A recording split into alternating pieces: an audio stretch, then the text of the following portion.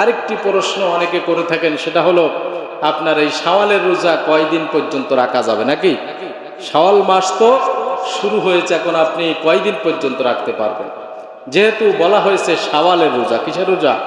শাওয়ালের রোজা। এখন এক মাস তো 30 দিন নাকি, কিছু ডিস্টেন্স থাকতেই পারে, সেহেতু আপনার লংজিভিটি হলো এই, বিশেষ করে শাওয়ালের রোজা আপনি এই এক মাসের ভিতরে এই রোজা রেখে দিতে পারবেন।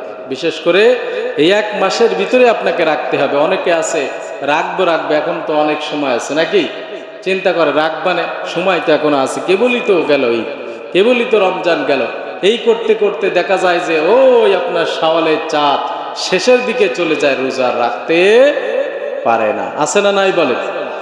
তার মানে আপনি যাচ্ছি যাবানে, আসতেছি আসবানে নাকি, এই যে একটা আসতেছি আসবো, যাচ্ছি যাব,